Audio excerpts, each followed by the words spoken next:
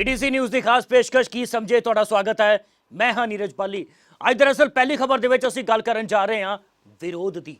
जी हाँ, विरोध की। वाकई पंजाब सरकार का विरोध जम के हो रहा है, यानी कि पंजाब मंगदा है जवाब कैप्टन साहब तो।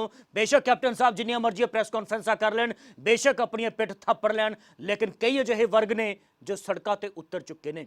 लेकिन जो हुण तुहानूं तस्वीर असीं विखाउण जा रहे हैं वो एक अजिहा वर्ग है जो सीधे तौर पर कैप्टन साहब दे नाल ताल्लुक रखता है। जी हाँ, कांग्रेसी सरपंच सड़कों पर आ चुके हैं जो अपन मंगां नूं लैके विरोध प्रदर्शन कर रहे हैं। कैप्टन सरकार मुर्दाबाद मुर्दाबाद के नारे लगा रहे हैं। उन्हों का सीधे तौर पर इल्जाम है कि जो तनख्वाहां उन्होंने कही गई सन वो भी नहीं मिल रही, विधान की गल की गई सी वो भी नहीं मिल रही। विखाउण जा रहे इस रिपोर्ट के विच कि किस तरह के नाल उन्होंने ब्लॉक पद्धर ते प्रदर्शन किया है, तो जे मंगां ना मनिया गई तो जिला पद्धर ते प्रदर्शन करने की धमकी दे छड्डी आ। वेखो इस रिपोर्ट नूं। सरकार मुर्दाबाद, कैप्टन अमरिंदर सिंह मुर्दाबाद। ये नारेबाजी है पंजाब सरकार के खिलाफ, ये रोस है कैप्टन अमरिंदर सिंह के खिलाफ, ये रोस उन्होंने कांग्रेसी सरपंचा का है जो कैप्टन साहब तो कई आशा उम्मीदां लगा के बैठे सन।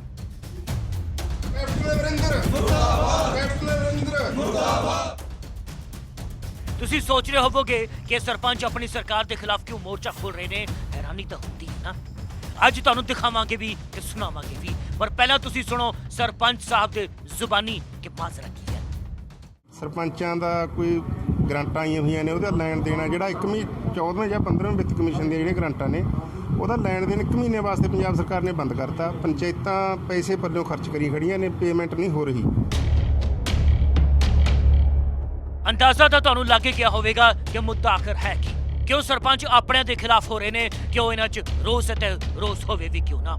पल्लियों पैसे जो खर्ची बैठे ने पर कैप्टन साहब नूं अपने दी परवाह नहीं शायद।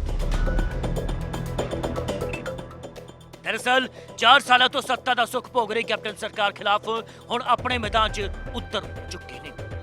लोकतंत्र की सब तो छोटी इकाई यानी कि पिंड की पंचायत भी हुण सूबा सरकार के खिलाफ आवाज़ बुलंद कर रही है। तस्वीरां ने दिड़बा ब्लॉक दियां जिथे 20 पंचायतों के कांग्रेसी सरपंचों ने सूबा सरकार के खिलाफ मोर्चा खोल दिता ते सरकार के वल्लों कीते दावे ते वादे की पोल खोल के रख दी।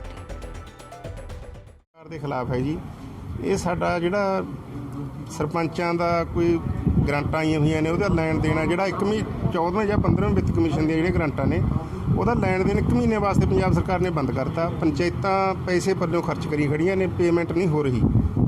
ਤੇ ਦੂਜਾ ਸਾਡੇ ਜਿਹੜਾ ਪਾਣੀ ਵਾਲੀਆਂ ਟੈਂਕੀਆਂ ਤੋਂ ਜਿਹੜਾ ਵਾਟਰ ਬਕਸ ਦੇ ਬਿੱਲ ਨੇ ਉਹ 14ਵੇਂ 15ਵੇਂ ਵਿੱਤ ਕਮਿਸ਼ਨ ਦੇ ਪੈਸਿਆਂ ਚੋਂ ਪੰਜਾਬ ਸਰਕਾਰ ਨੇ ਆਰਡਰ ਕਰਤਾ ਵੀ ਤੁਸੀਂ ਇਹਦੇ ਚੋਂ ਭਰੋ। ਉਹ ਅਸੀਂ ਉਹ ਵੀ ਨਹੀਂ ਭਰਨੇ, ਸਾਨੂੰ ਗਰਾਂਟਾਂ ਦੇ ਰੂਪ 'ਚ ਪੈਸਾ ਵਿਕਾਸ ਵਾਸਤੇ ਸੈਂਟਰ ਸਰਕਾਰ ਨੇ ਦਿੱਤਾ, ਉਹ ਵੀ ਅਸੀਂ ਨਹੀਂ ਭਰਨਾ। BDPO ਨਾਲ ਅਸੀਂ ਗੱਲ ਕੀਤੀ ਸੀਗੀ, BDPO ਸਾਹਿਬ ਕਹਿੰਦੇ ਵੀ ਇਹ ਤਾਂ ਉੱਪਰ ਹਦਾਇਤ ਹੈ, ਸਾਨੂੰ ਤਾਂ ਭਰਨੇ ਪੈਣਗੇ ਸਾਨੂੰ। ਹੋਰ ਸਾਡਾ ਜਿਹੜਾ ਮਾਣ ਭੱਤਾ ਜੀ ਪਿਛਲੇ 2 ਸਾਲ ਤੋਂ ਉਹ ਨਹੀਂ ਦਿੱਤਾ ਜਾ ਰਿਹਾ।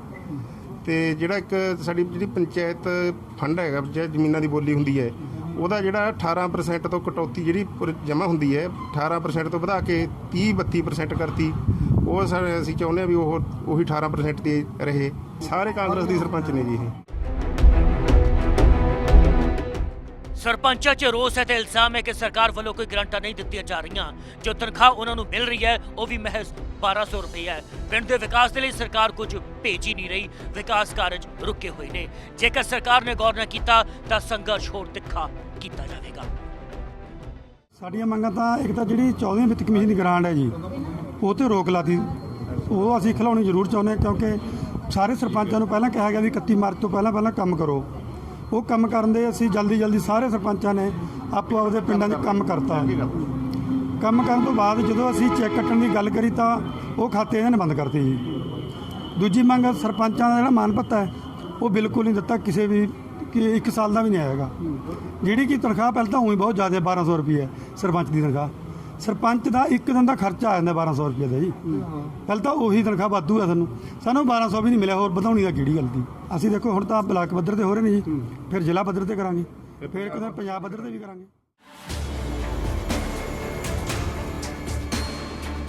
बहरहाल जो अपने ही वरखिलाफ हो जान तो रिश्ता च दलेड़ा तो आनियां लाजमी ने, तो कैप्टन सरकार के नाल भी कुछ अजिहा हो रहा है, ये समझिए। Gurdarshan Singh, PTC news, Sangrur.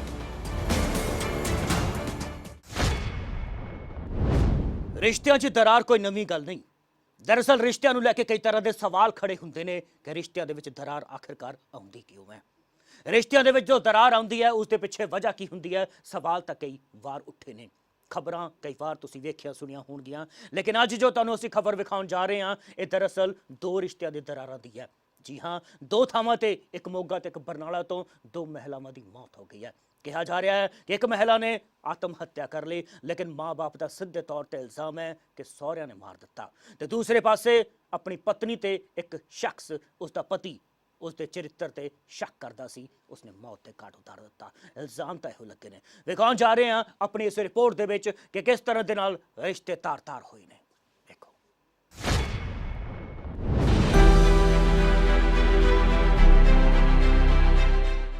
ਕਹਿੰਦੇ ਨੇ ਜੋੜੀਆਂ ਅਸਮਾਨ 'ਚ ਬਣਦੀਆਂ ਨੇ ਤੇ ਜੋੜੀਆਂ ਉਮਰ ਭਰ ਇੱਕ ਦੂਜੇ ਦਾ ਸਾਥ ਨਿਭਾਉਣ ਦੇ ਲਈ ਕਸਮਾਂ ਵਾਅਦੇ ਵੀ ਖਾਂਦੇ ਨੇ।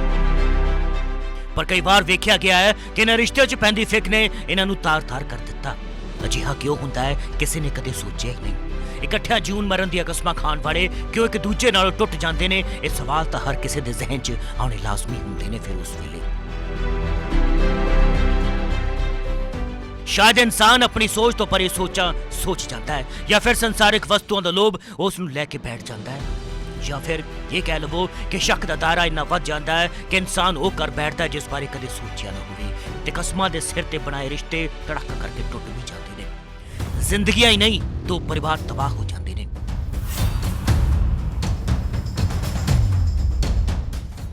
ਦਰਅਸਲ ਅਜਿਹਾ ਇੱਕ ਮਸਲਾ ਸਾਹਮਣੇ ਆਇਆ ਬਰਨਾਲਾ ਦੇ ਪਿੰਡ ਭੂਰੇ ਤੋਂ, ਜਿੱਥੇ ਸ਼ੱਕ ਨੇ ਇੱਕ ਵਿਆਹੁਤਾ ਦੀ ਜਾਨ ਲੈ ਲਈ। ਜੀ ਹਾਂ, ਇਹ ਤਸਵੀਰਾਂ ਹਰਪ੍ਰੀਤ ਕੌਰ ਦੀਆਂ ਜੋ ਜਿਉਂਦੀ ਨਹੀਂ ਰਹੀ ਹੈ। ਇਸ ਲੜਕੀ ਨੇ ਵੀ ਆਪਣੇ ਪਤੀ ਦੇ ਨਾਲ ਇੱਕਮਿਕ ਹੋ ਕੇ ਰਹਿਣ ਦੀਆਂ ਕਸਮਾਂ ਖਾਧੀਆਂ ਹੋਣਗੀਆਂ, ਪਰ ਉਹ ਸਾਰੇ ਵਾਅਦੇ ਤੇ ਕਸਮਾਂ ਅਧੂਰੀਆਂ ਰਹਿ ਗਈਆਂ। ਕਿ ਇਹ ਸਮਝੀਏ, ਜਿਸ ਦੇ ਨਾਲ ਇਕੱਠਿਆਂ ਰਹਿਣ ਦੀਆਂ ਕਸਮਾਂ ਖਾਧੀਆਂ, ਵਾਅਦੇ ਕੀਤੇ, ਉਸ ਨੇ ਇਸ ਦੀ ਜਾਨ ਲੈ ਲਈ। ਇਲਜ਼ਾਮ ਤਾਂ ਇਹੋ ਨੇ। ਦਰਅਸਲ ਸ਼ਰਾਬੀ ਪਤੀ ਨੂੰ ਆਪਣੀ ਔਰਤ ਤੇ ਚਰਿੱਤਰ ਤੇ ਸ਼ੱਕ ਸੀ ਤੇ ਇਹੀ ਵਜ੍ਹਾ ਸੀ ਕਿ ਅਕਸਰ ਘਰ 'ਚ ਲੜਾਈ ਵੀ ਹੁੰਦੀ ਰਹਿੰਦੀ ਸੀ। ਦੱਸਿਆ ਜਾਂਦਾ ਹੈ ਕਿ ਬੀਤੇ ਦਿਨ ਦੋਹਾਂ ਦੇ ਵਿਚਕਾਰ ਫਿਰ ਤੋਂ ਲੜਾਈ ਹੋ ਗਈ ਤਾਂ ਨਸ਼ੇ 'ਚ ਧੁੱਤ ਪਤੀ ਨੇ ਆਪਣੀ ਪਤਨੀ ਨੂੰ ਮੌਤ ਦੇ ਘਾਟ ਉਤਾਰ ਦਿੱਤਾ। ਇਹ ਜੀ ਇਹਨਾਂ ਦੀ ਮੀਆਂ ਬੀਬੀ ਚ ਆਪਸ ਵਿੱਚ ਸ਼ੱਕ ਸੁਦਾ ਹੋਇਆ ਜੀ। ਇਹ ਤੜਕੇ ਮੇਰੇ ਕੋਲੇ ਆ ਕੇ ਗਈ ਸੀ ਜੀ। ਉਹ ਭੋਗ ਤੇ ਗਿਆ ਵਾ ਤੇ ਉਦੋਂ ਬਾਅਦ ਕਿਤੇ ਇਹ ਘਰੇ ਗਈ ਬਾਗੀ, ਜਦੋਂ ਫਿਰ ਉਦੋਂ ਬਾਅਦ ਪੈ ਗਈ, ਪਈ ਮਾਰਤੀ ਜੀ ਇਹਨੇ, ਕੁਹਾੜੇ ਨਾਲ ਗਲ ਵੜਤਾ ਜੀ। ਇਹਨਾਂ ਦਾ ਆਪਸ ਪਤੀ ਪਤਨੀ ਦਾ ਕੁਝ ਲੰਬੇ ਟਾਈਮ ਤੋਂ ਝਗੜਾ ਸੀਗਾ, ਥੋੜਾ ਬਹੁਤਾ ਹੁੰਦਾ ਰਹਿੰਦਾ ਸੀ। ਤੇ ਜਿਹੜਾ ਸਾਡੂ ਸੀ ਮੇਰਾ, ਦਾਰੂ ਦੂਰੂ ਕੁਛ ਇਦਾਂ ਦਾ ਹੋਰ ਵੀ ਅਸੀਂ ਪੱਤੇ ਕਰਦਾ ਸੀ। ਇਹਦੇ ਚੱਲਦੇ ਤੇ ਰਾਤ ਕੋਈ ਆ ਜਿਹੜਾ ਠੇਕੇ ਠੋਕੇ ਟੁੱਟੇ ਸੀ 31 ਮਾਰਚ ਕਰਕੇ ਜਦ ਵੱਧ ਪੀ ਗਿਆ ਤੇ ਉਹਦੇ ਨਾਲ ਘਰ ਦੇ ਵਿੱਚ ਜ਼ਿਆਦਾ ਇਹਨਾਂ ਦਾ ਜਿਹੜਾ ਲੜਾਈ ਦਾ ਮਾਹੌਲ ਜ਼ਿਆਦਾ ਵਿਗੜ ਗਿਆ। ਇਸ ਕਰਕੇ ਉਹਨੇ ਆਪਣੀ ਪਤਨੀ ਦਾ ਕਤਲ ਕਰ ਦਿੱਤਾ। ਇਸ ਇਨਸਾਨ ਨੂੰ, ਇਹ ਮਨੁੱਖਤਾ ਲਈ ਇੱਕ ਬਹੁਤ ਹੀ ਖੁਨਖਾਰ ਹੈ। ਇਹਨੂੰ ਵੱਧ ਤੋਂ ਵੱਧ ਸਖਤ ਤੋਂ ਸਖਤ ਸਜ਼ਾ ਦਿੱਤੀ ਜਾਵੇ। ਫਿਲਹਾਲ ਮੁਲਜ਼ਮ ਫਰਾਰ ਹੈ, ਪਰ ਕਾਨੂੰਨ ਦੇ ਰਖਵਾਲੇ ਮੁਲਜ਼ਮ ਨੂੰ ਜਲਦੀ ਤੋਂ ਜਲਦੀ ਗ੍ਰਿਫਤਾਰ ਕਰਨ ਦਾ ਦਾਅਵਾ ਵੀ ਕਰ ਰਹੇ ਨੇ। ਵਕੀਲ ਸਿੰਘ ਦੇ ਬਿਆਨਾਂ ਤੇ ਅਸੀਂ ਇਹਦੇ ਉੱਤੇ 302 IPC ਦਾ ਪਰਚਾ ਦਰਜ ਕਰਤਾ ਤੇ ਦੋਸ਼ੀ ਨੂੰ ਬਹੁਤ ਜਲਦੀ ਫੜ ਲਾਂਗੇ, ਭੱਜਿਆ ਹੋਇਆ। ਤੇ ਅੱਜ ਪੋਸਟਮਾਰਟਮ ਕਰਾ ਕੇ ਅਗਲੀ ਤਫਤੀਸ਼ ਅਮਲ 'ਚ ਲਿਆ। ਉੱਥੇ ਇੱਕ ਹੋਰ ਮੰਦਭਾਗੀ ਖਬਰ ਨਿਕਲ ਕੇ ਸਾਹਮਣੇ ਆਈ ਹੈ ਮੋਗਾ ਸ਼ਹਿਰ ਤੋਂ, ਜਿੱਥੇ ਇੱਕ ਵਿਆਹੁਤਾ ਦੀ ਵੀ ਮੌਤ ਹੋ ਗਈ ਹੈ। ਪਰਿਵਾਰ ਵੱਲੋਂ ਜੋ ਇਲਜ਼ਾਮ ਲਗਾਏ ਗਏ ਨੇ ਉਹ ਬੇहद ਗੰਭੀਰ ਨੇ। ਇਹ ਇਲਜ਼ਾਮ ਲੱਗ ਰਹੇ ਨੇ ਮ੍ਰਿਤਕ ਦੇ ਸਹੁਰਾ ਪਰਿਵਾਰ ਤੇ ਕਿ ਲੜਕੀ ਨੂੰ ਤੰਗ ਪਰੇਸ਼ਾਨ ਕੀਤਾ ਜਾ ਰਿਹਾ ਸੀ ਤੇ ਫਾਹਾ ਲਗਾ ਕੇ ਉਸ ਨੂੰ ਮਾਰ ਦਿੱਤਾ। ਪਰਿਵਾਰ ਦੀਆਂ ਅੱਖਾਂ 'ਚ ਦਰਦ ਹੈ, ਮਾਂ ਦਾ ਵਿਰਲਾਪ ਕਿਸੇ ਤੋਂ ਦੇਖਿਆ ਨਹੀਂ ਜਾ ਰਿਹਾ ਤੇ ਦੁੱਖਾਂ ਦਾ ਪਹਾੜ ਟੁੱਟ ਚੁੱਕਾ ਹੈ ਤੇ ਮੰਗ ਇੱਕੋ ਹੈ, ਧੀ ਦੇ ਕਾਤਲਾਂ ਨੂੰ ਸਖਤ ਤੋਂ ਸਖਤ ਸਜ਼ਾ ਦਿੱਤੀ ਜਾਵੇ। ਇਹਨਾਂ ਨੇ ਤਾਂ ਦੱਸਿਆ ਸੀ ਵੀ ਉਹਦੇ ਪੌੜੀ ਤੋਂ ਡਿੱਗ ਕੇ ਸੱਟ ਫੇਟੀ ਵੱਜੀ ਹੋਊਗੀ ਤੇ ਪਰ ਉਹਦਾ ਗਲਾ ਘੁੱਟਿਆ ਗਿਆ ਸੀ। ਪਰਿਵਾਰ ਵਾਲੇ ਤਾਂ ਕਹਿ ਰਹੇ ਜੀ ਖੁਦਕੁਸ਼ੀ ਕੀਤੀ ਹੈ ਜੀ, ਪਰ ਜਦੋਂ ਪਰਿਵਾਰ ਵਾਲੇ ਨੂੰ ਹੁਣ ਪਤਾ ਹੀ ਨਹੀਂ, ਆਪਾਂ ਨੂੰ ਜਦੋਂ ਦੇਖਿਆ ਹੀ ਨਹੀਂ ਆਪਾਂ ਨੂੰ ਕਿਸ ਵਜ੍ਹਾ ਨਾਲ ਮਾਰਤੀ ਹੈ। ਇਸ ਲੜਕੀ ਦੀ ਜੀ ਹੱਤਿਆ ਕੀਤੀ ਗਈ ਜੀ। ਅਸੀਂ ਇਨਸਾਫ ਮੰਗਦੇ ਹਾਂ ਜੀ। ਬਹਰਾਲ ਦੋਵੇਂ ਔਰਤਾਂ ਦੁਨੀਆ ਤੋਂ ਅਲਵਿਦਾ ਕਹਿ ਚੁੱਕੀਆਂ ਨੇ, ਪਰ ਪੁਲਿਸ ਦੀ ਅੱਖ ਹੋਵੇਗੀ ਮੁਲਜ਼ਮਾਂ ਤੇ। ਹੁਣ ਦੇਖਣਾ ਇਹ ਹੋਵੇਗਾ ਕਿ ਖਾਕੀ ਵਾਲੇ ਇਹਨਾਂ ਮੁਲਜ਼ਮਾਂ ਨੂੰ ਕਦੋਂ ਗ੍ਰਿਫਤਾਰ ਕਰਦੇ ਨੇ ਤਾਂ ਜੋ ਪਰਿਵਾਰਾਂ ਨੂੰ ਇਨਸਾਫ ਮਿਲ ਸਕੇ। ਬਰਨਾਲਾ ਤੋਂ ਆਸ਼ੀਸ਼ ਸ਼ਰਮਾ ਤੇ ਮੋਗਾ ਤੋਂ ਸਰਬਜੀਤ ਰੌਲੀ, PTC ਨਿਊਜ਼।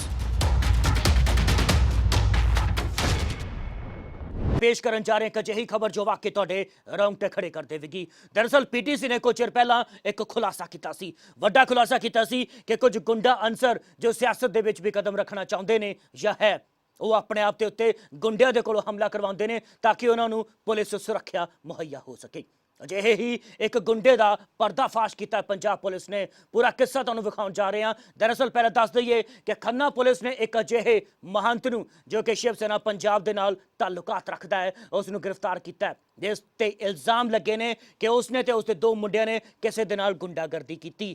ਦਰਅਸਲ ਜਿਸ ਵੇਲੇ ਇਸ ਸ਼ਖਸ ਨੂੰ ਫੜਿਆ ਗਿਆ ਪੁਲਿਸ ਦੇ ਵੱਲੋਂ ਤੇ ਇਸ ਨੇ ਕਬੂਲ ਕੀਤਾ ਕਿ ਪਿਛਲੇ ਸਾਲ ਜੋ ਇਸ ਤੇ ਹਮਲਾ ਹੋਇਆ ਸੀ ਉਹ ਇਸ ਹਮਲਾ ਇਸ ਨੇ ਖੁਦ ਕਰਵਾਇਆ ਸੀ ਤਾਂ ਕਿ ਪੁਲਿਸ ਇਸ ਨੂੰ ਸੁਰੱਖਿਆ ਮੁਹੱਈਆ ਕਰਵਾ ਸਕੇ। ਸੋ ਵਿਖਾਉਣ ਜਾ ਰਹੇ ਹਾਂ ਕਿ ਕਿਸ ਤਰ੍ਹਾਂ ਦੇ ਨਾਲ ਪੀਟੀਸੀ ਦੀ ਖਬਰ ਦੇ ਉੱਤੇ ਇੱਕ ਮੋਹਰ ਲਗਾ ਦਿੱਤੀ ਹੈ ਪੰਜਾਬ ਪੁਲਿਸ ਨੇ। ਤਸਦੀਕ ਕਰ ਦਿੱਤਾ ਹੈ ਕਿ ਕਿਸ ਤਰ੍ਹਾਂ ਦੇ ਨਾਲ ਅਜਿਹੇ ਗੁੰਡੇ ਸੁਰੱਖਿਆ ਲੈਣ ਦੇ ਲਈ ਕੁਝ ਵੀ ਕਰ ਸਕਦੇ ਨੇ। ਵਿਖਾਉਣ ਜਾ ਰਹੇ ਹਾਂ ਇਸ ਰਿਪੋਰਟ ਨੂੰ।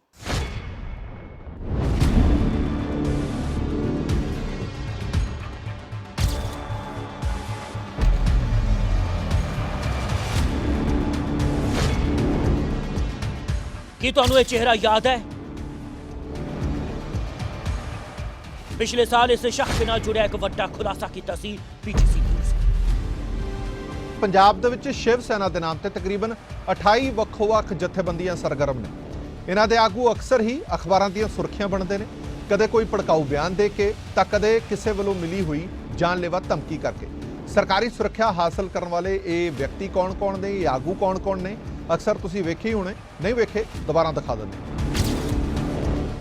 ਬੰਦੇ ਜਾਲੀ ਸੁਰੱਖਿਆ ਅਸਲੀ ਨਾਮ ਦੇ ਇਸ ਪ੍ਰੋਗਰਾਮ ਦੇ ਵਿੱਚ ਅਸੀਂ ਭਗਵਾਦਾਰੀ ਇਸ ਸ਼ਖਸ ਦੇ ਕਾਲੇ ਕਾਰਨਾਮੇ ਜਗ ਜ਼ਾਹਿਰ ਕੀਤੇ ਸਨ। ਦੋ ਬਾਈਕ ਸਵਾਰ ਨੌਜਵਾਨਾਂ ਵੱਲੋਂ ਉਹਨਾਂ ਤੇ ਗੋਲੀਆਂ ਵਰਾਈਆਂ ਗਈਆਂ ਸਨ।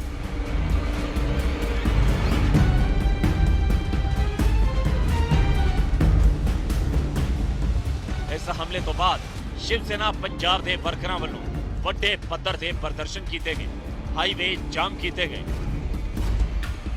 ਤੇ ਜਦ ਪੁਲਿਸ ਨੇ ਇਸ ਮਾਮਲੇ 'ਚ ਦੋ ਮੁਲਜ਼ਮਾਂ ਨੂੰ ਕਾਬੂ ਕੀਤਾ ਤਾਂ ਉਹਨਾਂ ਦੋ ਮੁਲਜ਼ਮਾਂ 'ਚੋਂ ਇੱਕ ਨੇ ਖੰਨਾ ਅਦਾਲਤ ਨੂੰ ਚਿੱਠੀ ਲਿਖ ਕੇ ਇਹ ਦਾਅਵਾ ਕੀਤਾ ਕਿ ਇਸ ਹਮਲੇ ਪਿੱਛੇ ਖੁਦ ਕਸ਼ਮੀਰ ਗਿਰੀ ਦਾ ਹੀ ਹੱਥ ਸੀ। ਇਸ ਖੁਲਾਸੇ ਦੇ ਨਾਲ ਅੱਗ ਬਬੂਲਾ ਹੋਏ ਇਸ ਸ਼ਖਸ ਨੇ ਪੀਟੀਸੀ ਨਿਊਜ਼ ਦੇ ਖਿਲਾਫ ਰੋਸ ਪ੍ਰਦਰਸ਼ਨ ਕਰਕੇ ਇਲਜ਼ਾਮ ਲਗਾਇਆ ਸੀ ਕਿ ਪੀਟੀਸੀ ਨਿਊਜ਼ ਨੇ ਜੋ ਸੱਚ ਦੁਨੀਆ ਨੂੰ ਦਿਖਾ ਦਿੱਤਾ ਹੈ ਉਹ ਝੂਠਾ ਸੀ। ਸਾਨੂੰ ਇੱਕ ਗਲਤ ਦਿਸ਼ਾ ਦੇ ਉੱਤੇ ਸਾਡੀ ਬਦਨਾਮੀ ਕੀਤੀ ਗਈ, ਸਾਡੇ ਸ਼ਿਵ ਸੈਨਾ ਪੰਜਾਬ ਦੇ ਹਰ ਬੰਦੇ ਦੀ ਬਦਨਾਮੀ ਕੀਤੀ ਗਈ। ਉਹ ਇੱਕ ਹਿੰਦੂ ਵਿਰੋਧੀ ਚੈਨਲ ਹੈ, ਇਸ ਕਰਕੇ ਉਹਨਾਂ ਨੇ ਸਾਨੂੰ ਤੋੜ ਮਰੋੜ ਕੇ ਸਾਡਾ ਬਿਆਨ ਪੇਸ਼ ਕੀਤਾ ਗਿਆ ਅਤੇ ਸਾਡੀ ਸਿਕਿਉਰਿਟੀ ਤੇ ਸਵਾਲ ਉਠਾਏ ਗਏ। ਪਰ ਹੁਣ 5 ਮਹੀਨਿਆਂ ਬਾਅਦ ਇੱਕ ਵਾਰ ਫਿਰ ਤੋਂ ਸਾਬਿਤ ਹੋ ਚੁੱਕਾ ਹੈ ਕਿ ਪੀਟੀਸੀ ਨਿਊਜ਼ ਦਾ ਦਾਅਵਾ 100% ਸੱਚ ਸੀ ਅਤੇ ਝੂਠ ਦੀ ਬੁਨਿਆਦ ਤੇ ਸੁਰੱਖਿਆ ਹਾਸਲ ਕਰਨ ਵਾਲਾ ਸ਼ਖਸ ਧਰਮ ਦੀ ਆੜ ਵਿੱਚ ਇੱਕ ਮੁਲਜ਼ਮ ਹੈ। ਕਬੂਲਿਆ ਹੈਗਾ ਕਿ ਜਿਹੜੀ ਉਹ ਵਾਰਦਾਤ ਹੋਈ ਸੀਗੀ ਉਹ ਮੈਂ ਹੀ ਕਰਵਾਈ ਸੀਗੀ। ਇੱਕ ਵਾਰ ਫਿਰ ਤੋਂ ਤੁਹਾਨੂੰ ਇਸ ਸ਼ਖਸ ਦਾ ਤਾਰਫ ਕਰਵਾ ਦਿੰਦੇ ਹਾਂ। ਮਹੰਤ ਕਸ਼ਮੀਰ ਗਿਰੀ ਸ਼ਿਵ ਸੈਨਾ ਪੰਜਾਬ ਦਾ ਆਗੂ ਜੋ ਆਪਣੇ ਅੱਗੇ ਪਿੱਛੇ ਇਸੇ ਤਰ੍ਹਾਂ ਪੁਲਿਸ ਦੀ ਸੁਰੱਖਿਆ ਰੱਖਣਾ ਚਾਹੁੰਦਾ ਸੀ।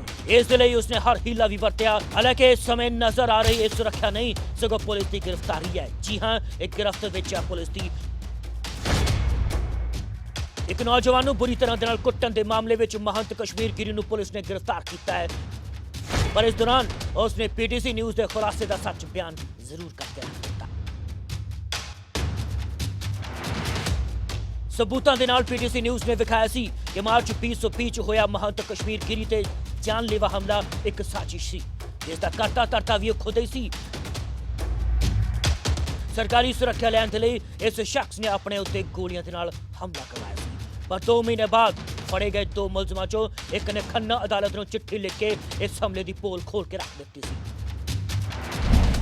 ਤੇ ਹੁਣ ਜਦੋਂ ਦੂਜੇ ਮਾਮਲੇ ਦੇ ਵਿੱਚ ਖੰਨਾ ਪੁਲਿਸ ਨੇ ਕਸ਼ਮੀਰ ਗਿਰੀ ਨੂੰ ਕਾਬੂ ਕਰ ਲਿਆ ਹੈ ਤਾਂ ਪੁੱਛ ਪੜਤਾਲ ਦੇ ਦੌਰਾਨ ਉਸਨੇ ਇਸ ਗੱਲ ਨੂੰ ਕਬੂਲ ਲਿਆ ਹੈ ਕਿ ਇਹ ਹਮਲਾ ਸੁਰੱਖਿਆ ਵਧਾਉਣ ਦੇ ਲਈ ਉਸ ਦੇ ਵੱਲੋਂ ਖੁਦ ਕਰਵਾਇਆ ਗਿਆ ਸੀ।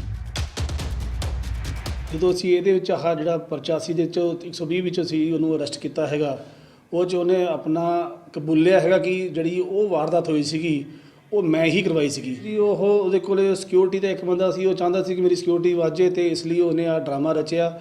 ਉਹਦੇ ਦੋ ਮੁੰਡੇ ਸੀ, ਉਹਦੇ ਵਿੱਚੋਂ ਇੱਕ ਮੁੰਡਾ ਉਹਦੇ ਜਿਹੜੇ ਸਹੁਰੇ ਪਰਿਵਾਰ 'ਚ ਉਹਦਾ ਦੂਰ ਦਾ ਰਿਲੇਸ਼ਨ ਦੇ ਵਿੱਚ ਸੀਗਾ ਬੰਦਾ। ਉਹਨਾਂ ਸਲਾਹ ਮਸ਼ਵਰਾ ਕਰਕੇ ਇਹਨਾਂ ਨੇ ਉਹਨੂੰ ਪਿਸਤੌਲ ਮੁਹੱਈਆ ਕਰਵਾਈ ਤੇ ਉਹਨਾਂ ਨੂੰ ਉਹਨੇ ਟ੍ਰੇਨਿੰਗ ਵੀ ਕੀਤੀ ਪਿਸਤੌਲ ਦੀ।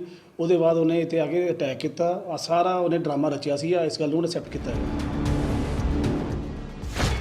100 ਝੂਠ ਨਾਲੋਂ ਵੱਡਾ ਹੁੰਦਾ ਇੱਕ ਸੱਚ, ਤੇ ਭਾਵੇਂ ਜੋ ਵੀ ਹੋ ਜਾਵੇ ਆਪਣੇ ਦਰਸ਼ਕਾਂ ਤੱਕ ਸੱਚ ਪਹੁੰਚਾਉਣ ਦਾ ਆਪਣਾ ਫਰਜ਼ ਅਸੀਂ ਨਿਭਾਉਂਦੇ ਰਹਾਂਗੇ ਅਤੇ ਜਿਹੇ ਲੋਕਾਂ ਦਾ ਝੂਠ ਦਾ ਪਰਦਾਫਾਸ਼ ਵੀ ਕਰਦੇ ਰਹਾਂਗੇ ਜੋ ਜਨਤਾ ਦੇ ਪੈਸੇ ਤੇ ਸਰਕਾਰੀ ਸੁਰੱਖਿਆ ਹਾਸਲ ਕਰਦੇ ਨੇ।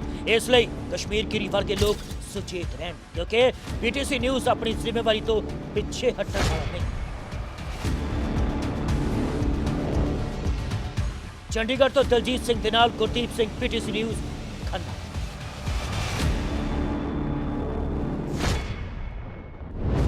ਪੀਟੀਸੀ ਨਿਊਜ਼ ਦੀ ਖਾਸ ਪੇਸ਼ਕਸ਼ ਕੀ ਸਮਝੇ ਚ ਅੱਜ ਬਸ ਇੰਨਾ ਹੀ। ਨਵੀਆਂ ਤੇ ਤਾਜ਼ਾ ਖਬਰਾਂ ਵੇਖਣ ਲਈ ਵੇਖਦੇ ਰਹੋ ਪੀਟੀਸੀ ਨਿਊਜ਼। ਮੈਨੂੰ ਯਾਨੀ ਕਿ ਨੀਰਜ ਬਾਲੀ ਤੇ ਮੇਰੇ ਕੈਮਰਾਮੈਨ ਸੁਮਿਤ ਕਲੇਰ ਨੂੰ ਦਿਓ ਇਜਾਜ਼ਤ।